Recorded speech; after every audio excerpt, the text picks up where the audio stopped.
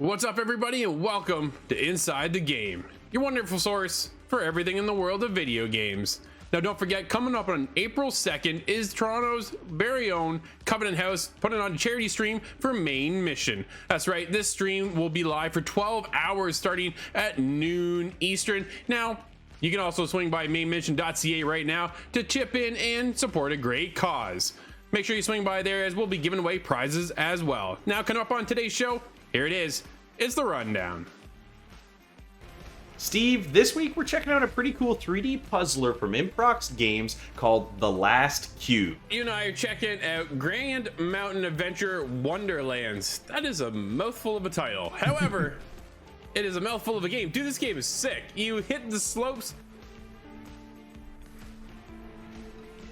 This is Martha is Dead. I'm playing this over on the Xbox Series S, and, well, it begins with a warning, and so will I. There's a lot of very dark, very mature themes. And looks like a loaded episode, so let's get going as Cory and Steve kick things off with The Last Cube.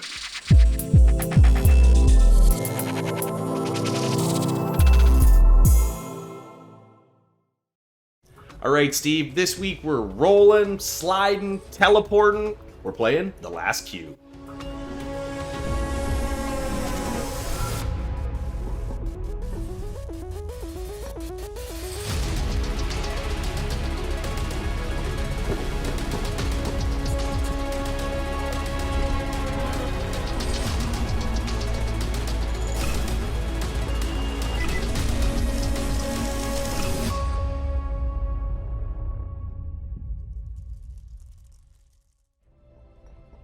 Steve, this week we're checking out a pretty cool 3D puzzler from Improx Games called The Last Cube.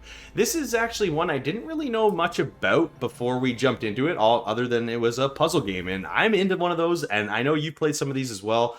And jumping right into this game, they did a pretty good job as far as kind of presenting the story. I guess I want to call it a story the way this game's laid out. We're kind of learning about the lore of this giant cube, and we're kind of going through these puzzles and different levels and worlds throughout this game, kind of picking up different pieces of the story as we kind of learn the unique mechanics of this game. And we're going to get into that a little bit later, but my first impressions, honestly, Steve, was that this game was laid out really well for a puzzle game. There was a lot of kind of small tutorial blurbs as you go through to kind of let you know the different mechanics of the game and just kind of how to navigate the basic idea of what this puzzle game's all about. What did you think about when you jumped into The Last Cube for the first time here?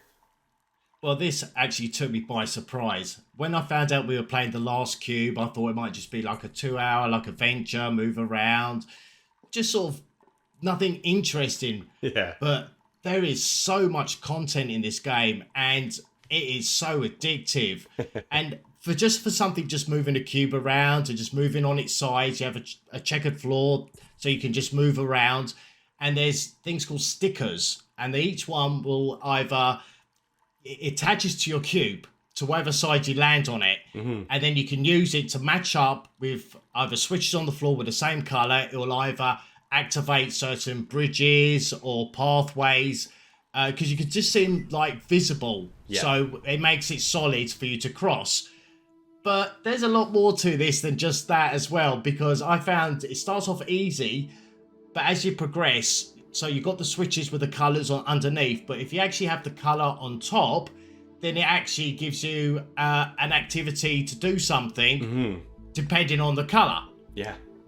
Yeah, no, it's the mechanics of this game is really unique. You pick up these different colored stickers, and we're in kind of from the main hub of the game. We kind of need to go through and pick each side of this gigantic cube, and they're all kind of color coded, and the worlds are a little bit different, and we pick up a new mechanic in each one of these worlds, or a new sticker, we'll call it. And every time you get this sticker, like you said, there's a different ability for each sticker, and as you progress through each world, all the mechanics start stacking, and then you have to start using them all together in each progressive world as you go through. And that's where the difficulty of this game really starts to pick up. But the uniqueness of this sticker kind of mechanic that they use was done really well, because the way you kind of have to pick the stickers up on your cube, depending on how the puzzle needs to be solved, you may need to have multiples of the same sticker on different sides of your cube, and then get one more color of a different sticker on, you know, the back side of the cube. And depending on how you solve those puzzles will really matter on how you pick up those stickers and interact with the levels.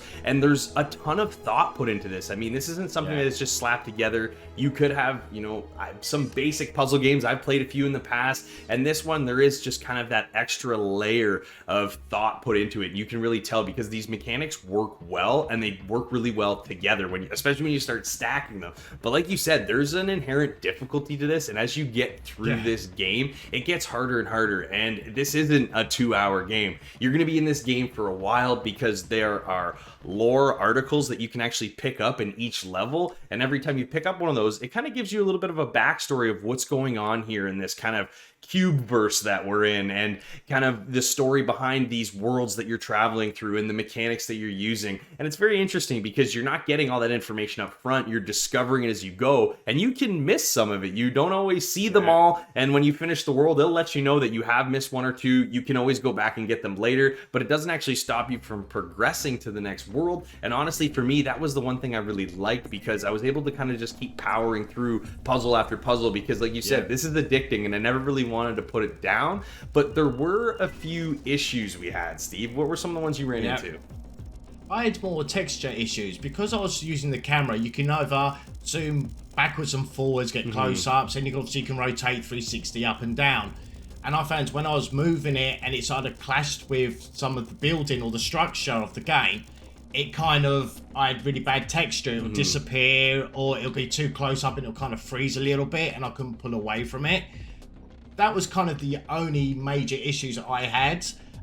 Honestly, I have a little one to pick out too, Steve. We were both playing on the Xbox Series X, and for me, I wasn't sure at first if it was just my console acting up or if it was the game, but whenever I reached certain checkpoints in each level, whether it was just solving a puzzle or picking up an item, it would freeze for 1 or 2 seconds and then kind of like glitch back into a normal time and keep going. And it didn't really interrupt too much, but it happened often. I mean, through the course of even just a single stage, it's happening, 3 to 5 times. And for me, that started to pull me out of the experience a little bit. I was still really enjoying the puzzles and the different mechanics, and I was kind of just powering through these kind of little graphical glitch hiccups that I was having. But it is something that, over an extended play session or multiple play sessions, it's something I'm probably going to get a little sick and tired of. So it would be nice to see, possibly a, post-reveal patch that would maybe fix some of these issues, the ones you're having, the ones I'm having. Yep. But overall, there wasn't a whole lot to complain about here because I enjoyed this game so much.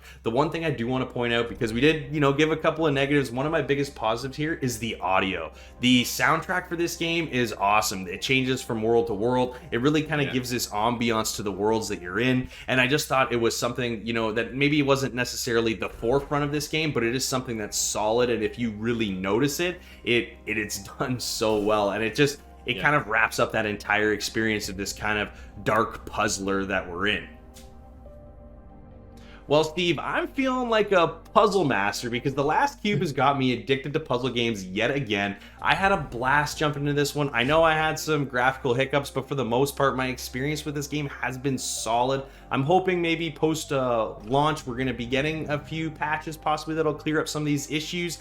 If I didn't have those issues, I could probably give this a little bit of a higher score, but right now, I'm going to give it a 7.5. What are you going to score this 1 out of 10, Steve? Oh, everything you touched on. Obviously, I didn't have the same graphical issues that you had, but it didn't hinder my gameplay at all. The level just kept on giving. You think you've done one bit, then you go onto a moving platform, and it'll take you another part of that map, even before you go back to the main hub. Yeah. And for everything, I think they're a genius. The way they thought of these puzzles is so much fun. I think it's fun for everyone. I'm giving this an 8. Nice.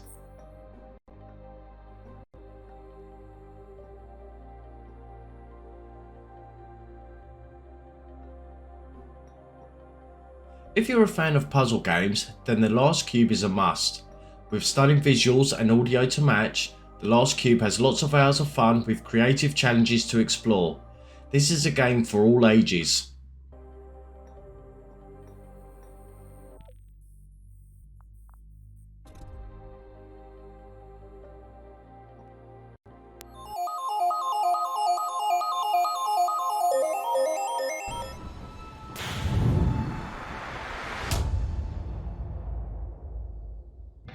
popular gaming controller manufacturer 8-Bit Do is releasing on May 22nd a brand new Ultimate Xbox wired controller.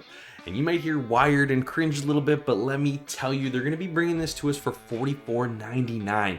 And I think that's honestly part of the reason why it's wired, is they could bring that price point down on these controllers. Because let's get real, controllers aren't cheap, and we've known in the past, especially with Nintendo controllers with the stick drift issues. I mean, every single controller out there has issues after time and after use. So, if you can get one at a high build quality for a little bit cheaper than what you're going to be paying for that OG controller, I think a lot of people are going to be looking at this option. And I think 8-Bit Do is known for their great controllers. They do have a retro style Xbox controller that you can get at the same price point, but this brand new Ultimate wired controller is going to have a few features that controller doesn't, and a few features that the regular Xbox controller doesn't as well. You're going to have the ability to remap every button on the controller, plus the 2 back paddles that they're going to be given on this controller. So we're kind of getting that a la Elite vibe, but we're not getting the full customization as far as having 4 removable paddles. These are going to be buttons that are affixed on the back of the controller, but being able to remap those, there's going to be profiles on the controller so you can switch between them depending on which games you're playing, and this is all going to be controlled via Bluetooth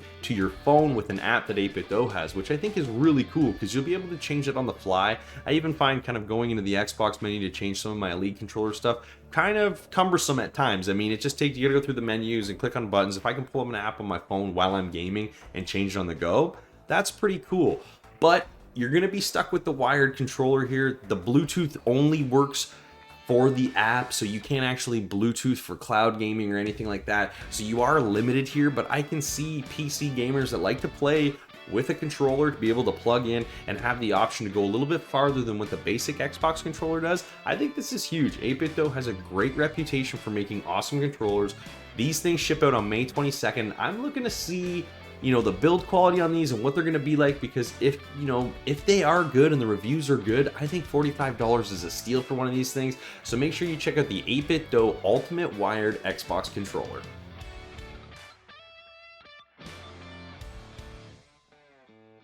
Creating a video game could be very costly and is also big business. Whether the game has a good storyline, good narrative, good game mechanics and good visuals, but also just as important is the video game soundtrack. Well, in recent years, video game soundtracks have become more increasingly popular, with dedicated fans of not only just the music but also particular composers. Well, this last week, Square Enix launched a channel on YouTube Music and uploaded a massive library of tracks from a wide selection of games totaling over 5,500 songs from 62 albums. They also organised the music into playlists on a new YouTube channel called Square Enix Music Channel, adding the soundtrack from games like Final Fantasy IX, Nier Automata and Chrono Trigger. But fans will also find more hard to find soundtracks such as those for Mana series, Sega series and the Octopath Traveler. The Square Enix Music Channel also features a 2-hour long DJ mix, mellow music mix for those wanting to chill, study and work, and Airship Cruise Beats, which is music to hype you up. Both of these songs are in separate playlists, implying that additional mixes are perhaps planned for the future. Now, I think this is a very good move by Square Enix, because at the moment any unofficial channels could be hit by a copyright claim, as already Nintendo have already blocked nearly 1,300 videos this year for a copyright claim on their soundtrack. And last week, a YouTube channel with nearly 500,000 subscribers got hit by Nintendo with 4,000 copyright claims, and they decided to shut this channel down for good.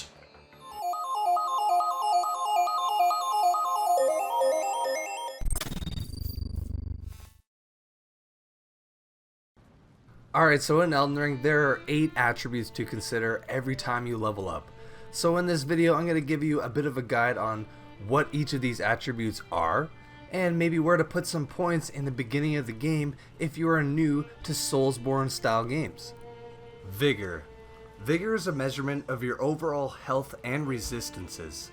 The higher your vigor, the higher your health pool is. Although vigor doesn't directly influence incoming damage like endurance does, it still saves you at times from being killed in 1 or 2 shots. Boosting your vigor to at least 20 is crucial for beginners. But if you are an experienced Soulsborne player, this stat is less essential until later on in this game. Endurance. Endurance is an attribute that affects both your overall stamina and robustness. The higher your endurance, the higher your stamina pool is, and the higher your equip load is, thus meaning you can wield heavier weapons, shields, and armor pieces. Each item has a set amount of weight, and the higher your character's equip load is, the less penalty you'll have for equipping heavier gear. This also means that when you're blocking, you can take more hits before you break your guard. Having endurance at 20 is crucial for beginners again. If you're going to be one more for hand-to-hand combat as opposed to being a mage, then boosting endurance is a must. Mind. Mind is a measurement of your focus points and also boosts some resistances to effects like sleep and madness. The blue meter at the top of your left screen is your focus meter, which in turn is basically your mana/magic pool. The higher your mind attribute is, the more or bigger spells you'll be able to cast before having to refill your focus bar with a flask. This stat is a must for all spellcasters, but is less important for more warrior-based roles in the early stages. Strength. Strength is an attribute to wield heavy weapons and affects your overall physical defense. If you want to wield massive weapons like Cloud's Greatsword from Final Fantasy VII, this stat is going to be the one that you're going to focus on. You're going to want to determine in the early stages of playing what playstyle you're going to want to main with. So putting points early in strength is a good idea if you know what kind of weapons you want to use. Dexterity.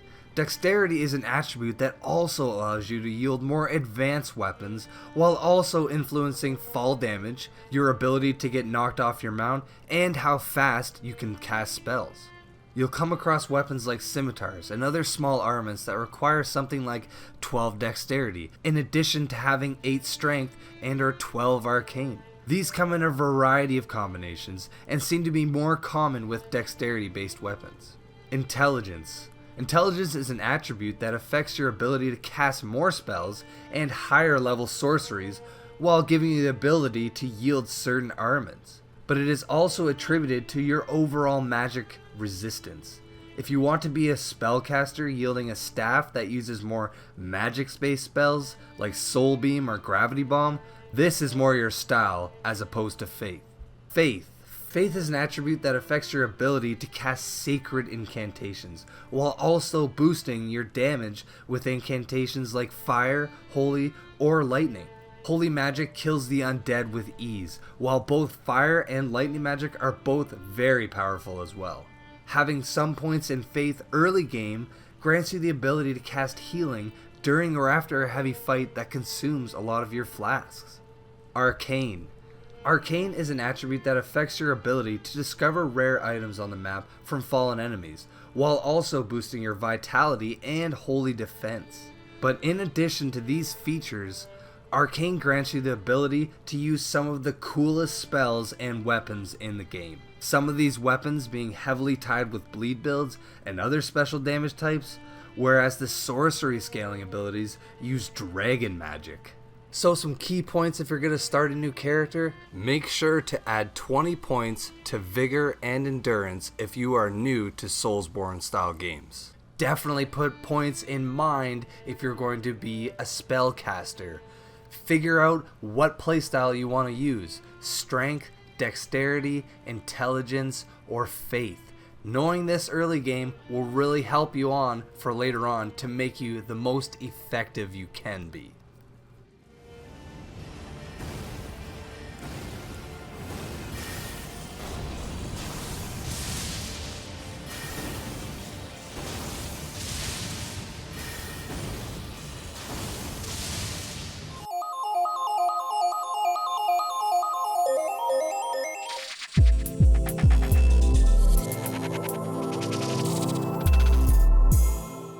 All right, Scott, let's go. It's time to hit the slopes.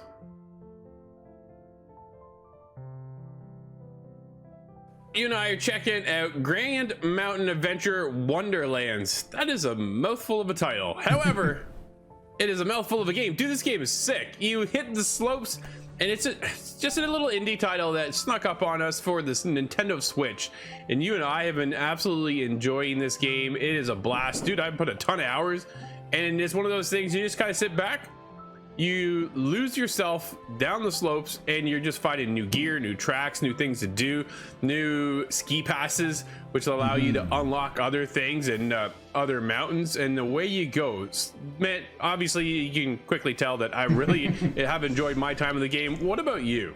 Oh yeah, no, I'm right there with you. I've had a great time with the game so far, and it's got a lot of little things that I enjoy. And I like that it's not quite a sim. It's quite the opposite of a sim, really. But it's this nice kind of chill experience, and you can just rip down hills at your own leisure if you want. You don't have to do these races. And that actually leads me into maybe one of those kind of good, kind of bad things, because I'm an achievement hunter. And although there are no achievements in this game, of course, it's on Switch, there's all these little passes. I call them stars. You find these stars just out in the wild, and it's just to get you to go and explore the different mountains. So there's nothing wrong with that on its face. I'm merely annoyed because now I have to get them all. Dude, I love going out and exploring. You can take the basic track, right? You go up the slope on the chairlift, and then you have a track right there. But they really encourage you to kind of go past the track, past that course, and see what else you can kind of come across. There's fallen trees, you're using, you're grinding them. I went with the snowboard. You can go with your skis. It's completely up to you which way you want to go, which kind of person you are. I'm a big snowboarder myself, so I tend to go with snowboard. Scott, I think you were the same, right? Yes. Now, if they gave me the ice skates option and everything was frozen, I would have to go with that. But in terms of downhill, I really like the snowboard, and that was a lot of fun. There's not a whole lot of control to it. It is a very simple game.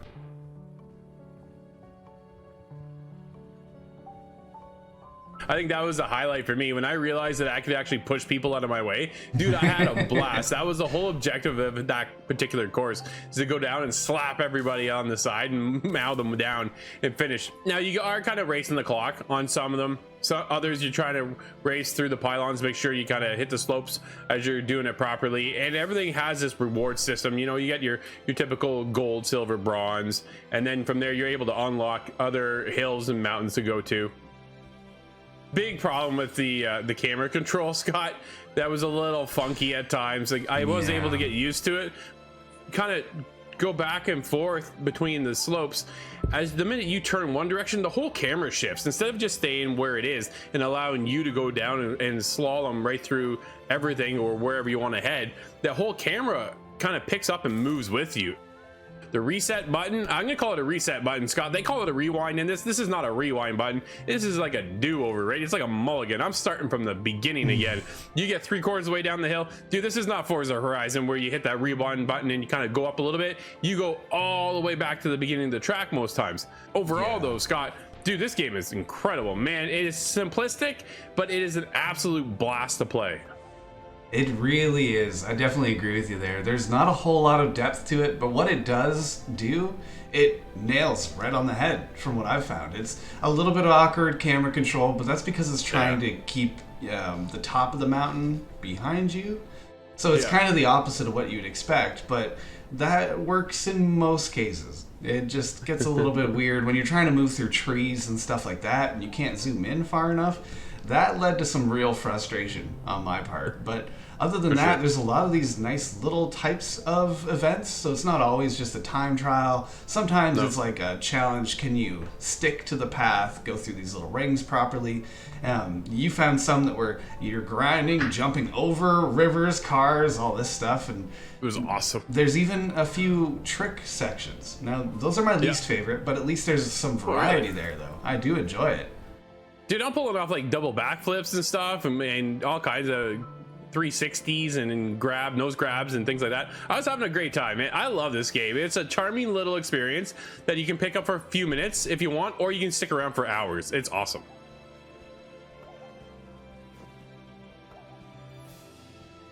Well, Scott, I think you and I have been hitting the slopes for a while now and having a great time. What do you score in this one?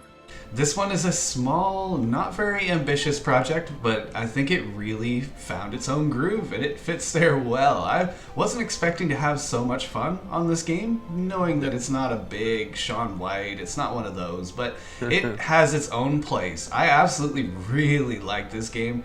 I'm going to give this one an 8. I suspect I'm just a little shorter than you are. A little bit, man. I had an absolute blast. This game is wicked. It's just so charming and relaxing to get into, and you give the objectives of getting more and more ski passes so you can unlock other gear, telescopes. Like, there's a whole backpack system that's in there. There's just a lot to do that's under the hood if you do a little bit of digging, but at the same time you can also just go out and hit the slopes. For me, I'm there with a 9.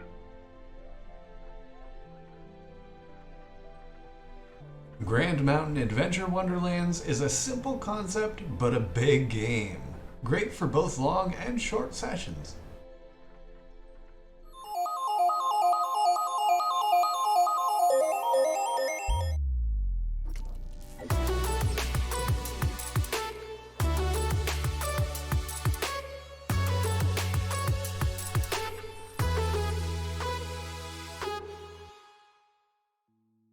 Scott, I got a bone of contention to pick with GTA 5. You're all fired up. I have been fired up lately, and I wanted to talk about this. This seems to be a bit of an issue or concern, and I'm questioning how much money can they get out of us still.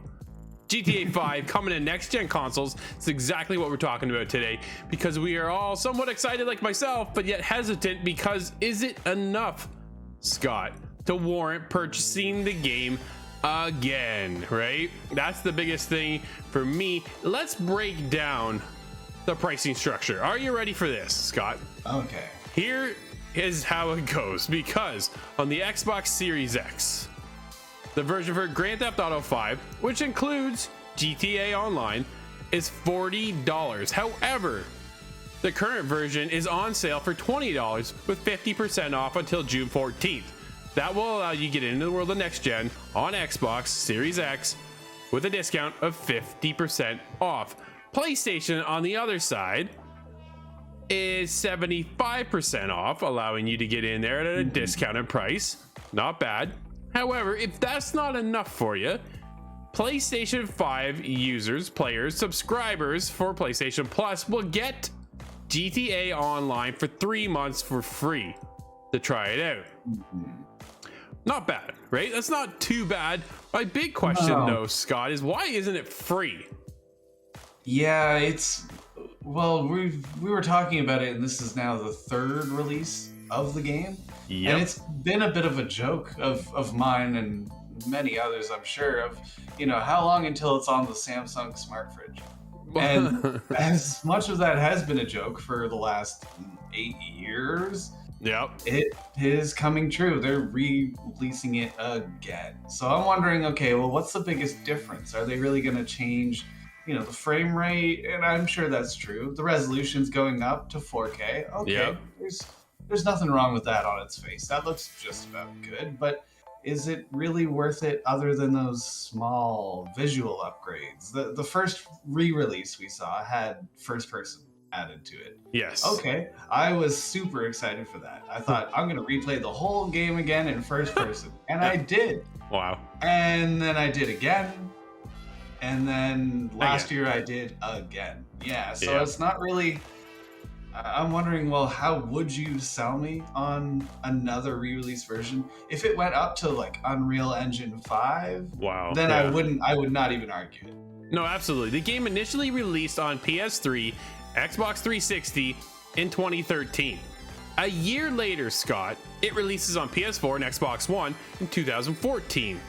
Now, being 2022, we are getting it again on next gen, PS5, Xbox Series X and S. Is it enough? Here's what we're getting, okay? Grand Theft Auto 5 and GTA Online for PS5 and Xbox Series X will offer a variety of visual and gameplay upgrades over the PlayStation 4 and Xbox One versions.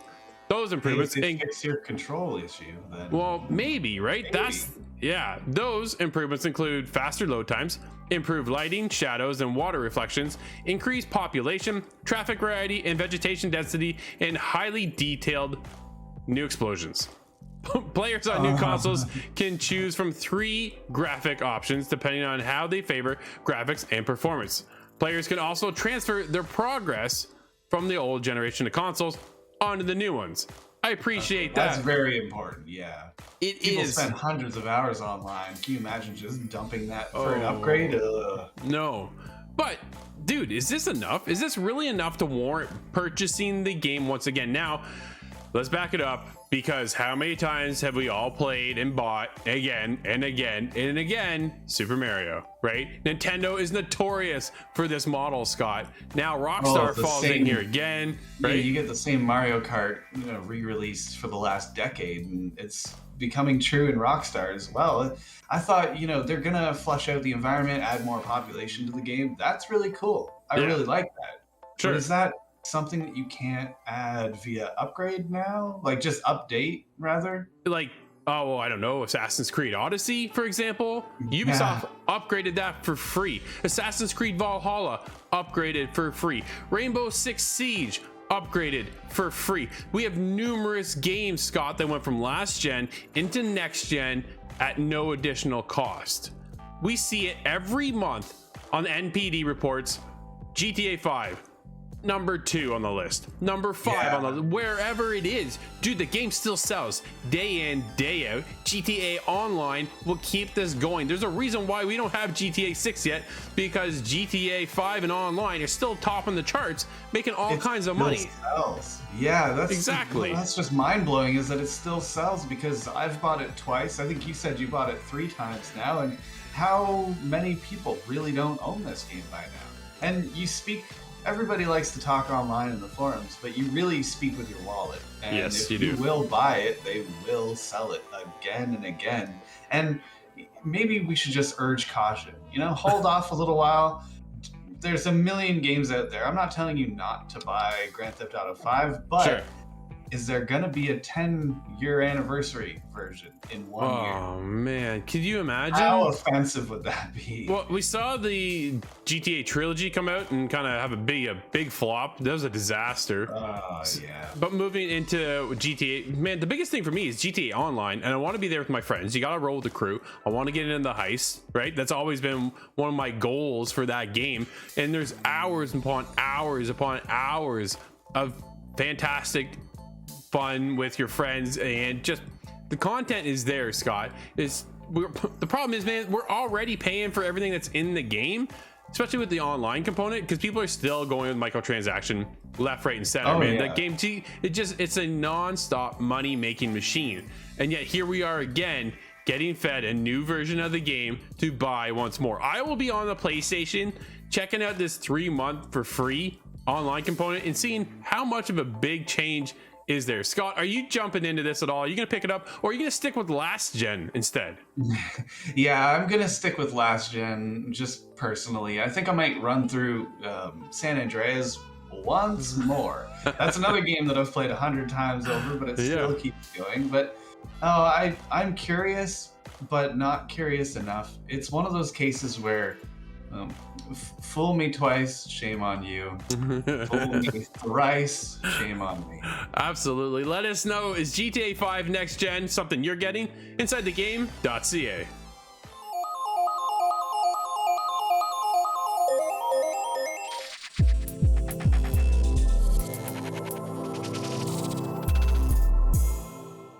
Oh no. Marta è morta.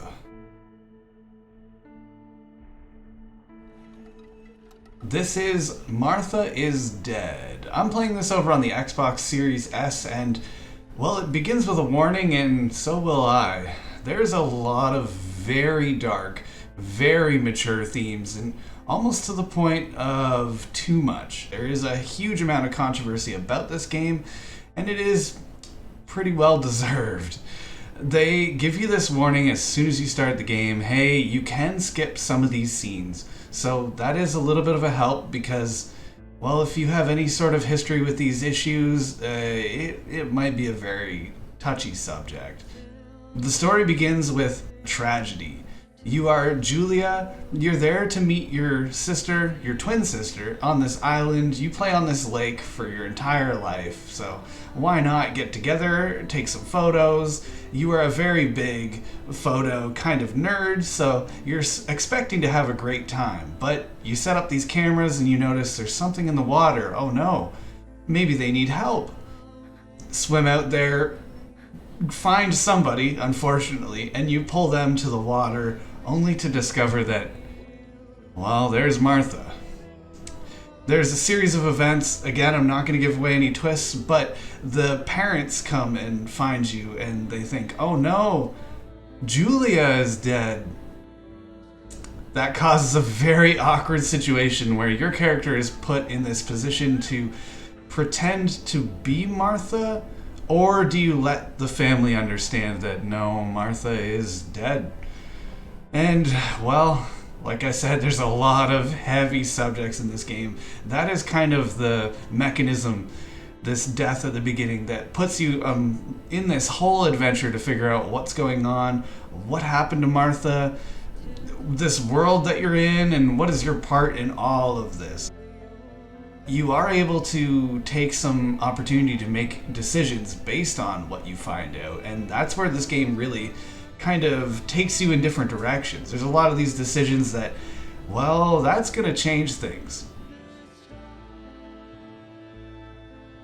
The setting of this game is very well done, in my opinion. This is 1944. The war is, well, it's at its height and it's kind of winding down. You are the daughter of a German officer, so you can imagine that adds some stress to the situation. And, well, you all speak Italian. I really enjoy that it is Italian, and that actually brings something interesting to the whole storyline. It's not often that you find these games that are entirely in another language. I don't speak Italian. I have a very slight passing understanding because of my stepmother, but it was not enough to understand the Italian going on in this game. Subtitles was necessary. You have this big house, quite a beautiful house, and that is the majority of the time spent, I believe. There's a forest surrounding the house, free to kind of walk around this area as you please, and that's where you get into a lot of the side subject matter. There's a phone on the table. You can find these phone numbers, dial them in, and get a lot more information on the game, the environment. There's radios that are playing a lot of war updates. So it's very interesting in how it pulls you into this atmosphere, and I think they did a really good job. Exploration is not very well supported, but while you're going through, there is photo opportunities, so there's a lot of mystery hidden kind of in that exploration. If you do decide to go around, take photographs, you have different camera attachments that'll allow you to take IR photos to find different messages that have been left behind. You can, take advantage of the fog in the area with certain filters to take photos of ghosts in the area. That is a real big part of the storyline. But it's really interesting because you have the whole photograph kind of setup. You have a dark room in the basement. You have to go and develop these films and, expose it to the right amount of light, put it in the wash, pull it out at the right time, otherwise you ruin it. It almost teaches you just a little bit about photography.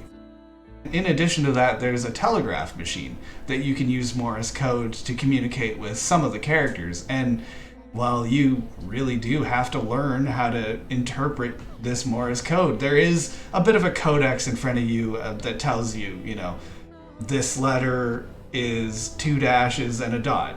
3 dashes and a dot means this letter. But when you have to put it all together and then you even have to hit the button in the right tune to send either a dash or a dot, that was really interesting, and it was one of those things that you didn't need to do that. They didn't need to add this to the game, but it is there if you're like me and a bit of a completionist. The story elements is really the focus of this game. It is an absolutely gripping story, but like I said, it deals with a lot of very heavy subject matter. It sort of follows that Shakespearean kind of classical idea where it goes through different acts. that was something that was exciting to me because it really drew me in. I almost recognized the way that story was going, so I held in there. Okay, I need to play this for a couple more hours. The climax is just around the corner. I actually beat this game in 3 sittings, I believe, but it is about 8 to 10 hours, so it's not necessarily a short game. I think I'm just kind of adept at this subgenre. This is one of my favorite genres.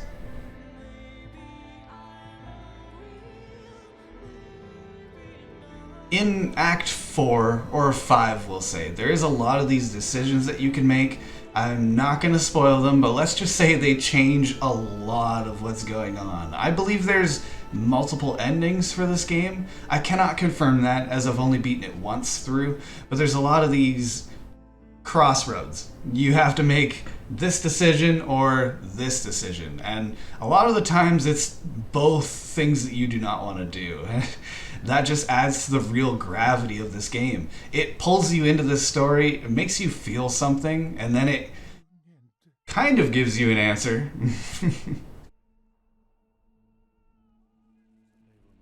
There is a whole lot to this game. It really deserves a lot longer of a time to speak of it, but I'm going to have to split that into 3 different videos actually, just because of the heavy subject matter. I'm not going to get into talking about that here, but I will make a video that kind of goes about the controversy, because there's a lot of stuff going on that is really heavy, and I believe that if you want to make a decision on whether you should play this game or not, you really do have to kind of reconcile this heavy nature with something, do you want to go through it? I have a bit of a past, we all do, and some of these subjects are, man, they really get you, but in my opinion, that leads to a great story, a great game experience, but it's just a little bit rough for some people. It drew me in. I had a lot of questioning, a lot of curiosity, and towards the end of the game, it really did fill all that story in. You get the memories that you're missing, you get some decision making in the process, but at the end, you're left with a feeling of, okay, well, that was a big story. And I'm glad it was wrapped up. Or maybe you made some decisions and it's not wrapped up. Either way, this game has a huge amount of depth in its story. The action is a little bit light, but again, it's a walking simulator, a bit of a psychological thriller if you want to put it in those terms. I was absolutely blown away by the detail in this game. It's not often that a storyline hits me in this way. And I'm really of the opinion that this game is solid. It's really hard to pick, gripes. There's a couple little technical issues, but that's really it. Nowadays, that's a great launch. So I have no complaints about this title. I have to give this an 8 out of 10. I believe it's completely solid, and that last little bit, what makes this not a 10 out of 10, is really just a subjective feeling. How does the story hit you personally? Martha is Dead is an exceptional mystery story with heavy emotion.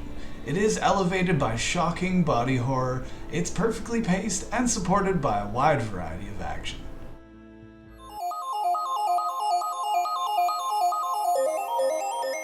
Well, that'll wrap up today's episode, everybody. Thank you for hanging out with us. And don't forget that 12-hour charity stream for Covenant House Toronto called The Main Mission on April 2nd. Things will be kicking off at noon Eastern. As always, thank you for hanging out with us, and we'll see you inside the game.